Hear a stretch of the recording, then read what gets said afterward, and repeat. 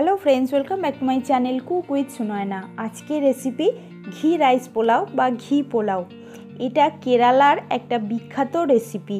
এই রান্নাটার জন্য কিন্তু খুব বেশি সময় বা খুব বেশি উপকরণ লাগে না, কিন্তু এই রান্নার স্বাদটি বা এই পোলাওয়ের স্বাদটি যে কোনো পোলাওয়ের থেকে অনেক গুণ বেশি ভালো হয়।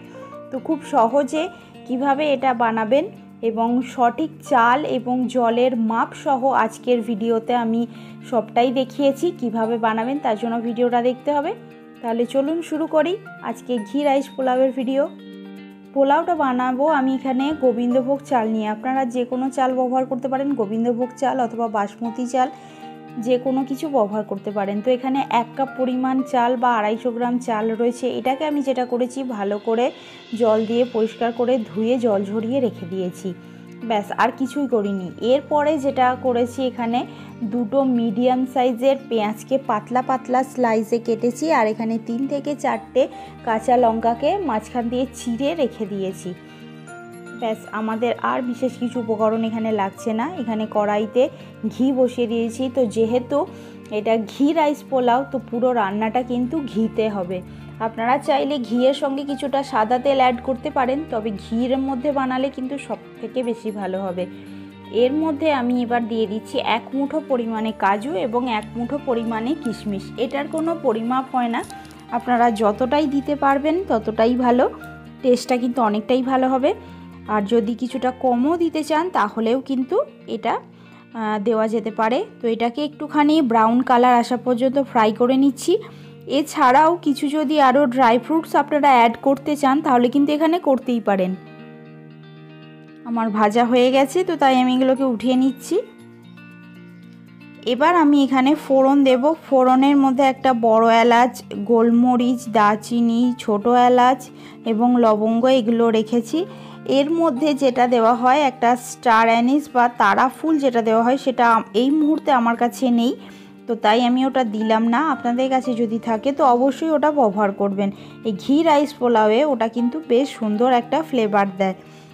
তো ভালো করে ফোড়নটাকে ভাজা করে নিতে হবে। ফোড়নের যখন সুন্দর গন্ধ বেরিয়ে আসবে, ঠিক তখনই পেঁয়াজের যে কুচিটা বা কুচি করে রাখা পেঁয়াজ, সেটাকে এখানে দিয়ে দিতে হবে। এই পেঁয়াজটাই ঘিয়ের মধ্যে ফ্রাই করতে হবে। তো ঘিয়ের পরিমাণটা মনে হচ্ছে হয়তো অনেকটাই কম, কিন্তু অ্যাকচুয়ালি সেটা না। যদি কম মনে হয় উপর থেকে ঘি কিছুটা ছড়াতে পারেন, কিন্তু আমার কিন্তু আর ঘি লাগবে না। এই ঘিয়ের মধ্যেই পেঁয়াজটা ফ্রাই করা হয়ে যাবে। একটু সময় নিয়ে পেঁয়াজটাকে বেশ কালার আসা পর্যন্ত ফ্রাই করতে হবে। পেঁয়াজটা যদি কাঁচা থেকে যায়, এই যে পোলাওয়ের স্বাদটা কিন্তু খুব একটা ভালো আসবে না। তো সেই কারণে চেষ্টা করবেন পেঁয়াজটাকে সুন্দরভাবে ফ্রাই করে নিতে। এর মধ্যে দিয়ে দিচ্ছি 1/2 টিস্পুন পরিমাণে আদা বাটা। রসুন বাটা দেওয়ার প্রয়োজন নেই, যদি নাও দিতে চান তাহলে নাও দিতে পারেন, কিন্তু আদা বাটাটা অবশ্যই দেবেন। আদাটাকে একটুখানি ফ্রাই করে নিলাম। এরপরে আমি এখানে যে চালটা রেখেছিলাম, তো সেটা আমি দিয়ে দিলাম। তো যে কোনো একটা বাটি, মেজারিং কাপ যদি না থেকে থাকে, কোনো বাটি বা গ্লাস, যে কোনো কিছুর একটা মাপে আপনারা চালটা নিতে পারেন। আমি যে বাটিটায় চালটা রেখেছি সেই বাটির মাপে 250 গ্রাম চাল ছিল, ওই বাটির মাপেতেই আমি জলটা দেব। তো চালটা যদি মাপটা ঠিকঠাকভাবে দিতে পারেন, জলটা সেই মাপের দিলে পোলাওটা কিন্তু সুন্দর এবং ঝরঝরে হবে। যদি জলের এবং চালের মাপ যদি সমান না হয়, তখনই কিন্তু পোলাওটা গন্ডগোল করবে বা দলা পাকিয়ে যাবে। তো সেই কারণে চেষ্টা করবেন যে পাত্রে চালটা মাপবেন সেই একই পাত্রে জলটা দেবার। তো এবার চালটাকে একদম ঝুরঝুরে করে ফ্রাই করে নিতে হবে। একদম সুন্দরভাবে ঝুরঝুরে হয়ে যাবে সেই মতো সময় ধরে চালটাকে কিন্তু ফ্রাই করতে হবে। এটা একটু সময় সাপেক্ষ কাজ, একটু সময় নিয়ে করতে হবে। তো এখন দেখুন চালের টেক্সচারটা পুরোপুরি চালগুলো ঝুরঝুরে হয়ে গেছে, মানে একটা চালের সঙ্গে আরেকটা চাল কিন্তু গায়ে গায়ে লেগে নেই। আপনারা গোবিন্দভোগ চালেও এটা বানাতে পারেন, কিংবা বাসমতি চালেও এটা বানাতে পারেন। এবার আমি এখানে জল দিয়ে দিচ্ছি। এই বাটির মাপে 1 কাপ চাল ছিল, তো তাই আমি এখানে 2 কাপ পরিমাণে জল দিচ্ছি, মানে 250 গ্রাম চালের মধ্যে 500 মিলিলিটার জল। আপনারা সেইভাবেও কিন্তু মাপটা এখানে করে নিতে পারেন। তো চাল এবং জলটাকে যে কড়ার গায়ের মধ্যে যে সবকটি চাল লেগে আছে সবকটি চালকে আমি জলের মধ্যে দিয়ে দেব সুন্দরভাবে। খুব ভালো করে একবার মিশিয়ে নিচ্ছি। এই সময় যে কাঁচা লঙ্কাগুলো আমি চিড়ে রেখেছিলাম সেগুলোকেও আমি এখানে দিয়ে দিলাম। এটা একটা সুন্দর ফ্লেভার দেয়, কাঁচা লঙ্কা যে একটা ফ্রেশনেসটা দেয়। এরপরে আমি এখানে স্বাদ অনুযায়ী লবণটা দিয়ে দিচ্ছি। লবণটা আপনারা কিন্তু এই সময় টেস্ট করে দেখে নেবেন। যখন দেখবেন যে জলের মধ্যে লবণের পরিমাণটা ঠিকঠাক লাগছে, যদি কম লাগে আর একটু কিন্তু লবণ মিশিয়ে দিতে পারেন। আর যেহেতু পোলাও একটু মিষ্টি হবে তো তাই আমি এখানে 2 টিস্পুন পরিমাণে চিনি দিলাম। আপনারা চাইলে চিনির পরিমাণটা একটু কম দিতে পারেন বা বেশিও দিতে পারেন, কিন্তু বিশ্বাস করুন আমি যে পরিমাণ চিনিটা দিলাম এটা কিন্তু খুব একটা বেশি মিষ্টি হবে না। মিশিয়ে দিলাম সব কিছুকে।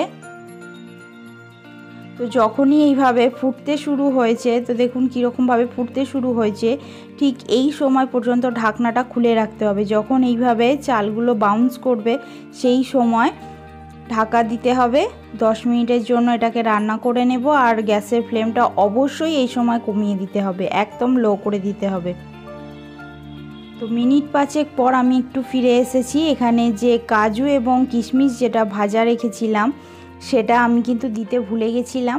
এটা জল দেওয়ার সাথে সাথেই কিন্তু এটা দিয়ে দেওয়ার ছিল, তো সেই কারণে আমি এখানে দিলাম এবং একটুখানি মিশিয়ে দিচ্ছি। এরপরে আবারও ঢাকনা দিয়ে মিনিট 5 মতো রান্না করে নেব।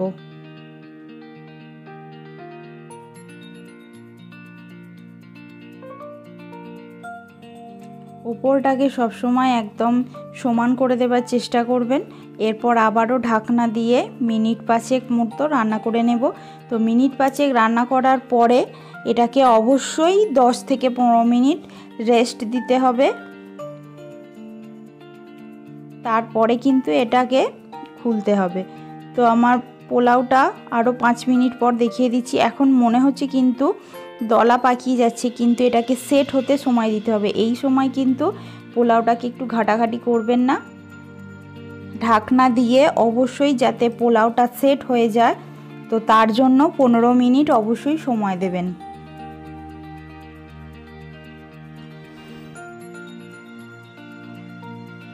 15 মিনিট পর ফিরে এসেছি। পোলাওটা বেশ সুন্দরভাবে সেট হয়ে গেছে। এবার আমি আপনাদের দেখিয়ে দিচ্ছি যে ভাতটা কতটা ঝুরঝুরে হয়েছে।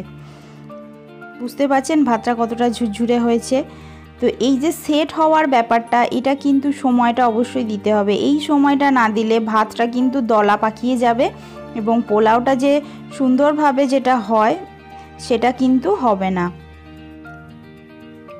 কতটা ঝুরঝুরে এবং ভাত কিন্তু একদমই একটার গায়ে আরেকটা লেগে নেই। তো এইভাবে সব পোলাওটাকে একটুখানি আলগা করে নিচ্ছি।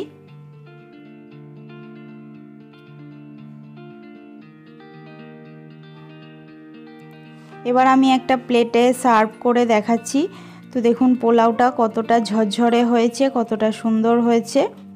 তো এইভাবে সকলের জন্য ঘি রাইস পোলাও বানিয়ে ফেলুন। আর এটা আপনারা যে কোনো কিছুর সঙ্গে খেতে পারেন, যে কোনো সবজির সঙ্গে, অথবা এমনি প্লেনও খেতে পারেন। তো আজ এই পর্যন্তই। আবার দেখা হবে আপনাদের সঙ্গে অন্য কোনো এক ভিডিও নিয়ে। ততক্ষণের জন্য ভালো থাকুন।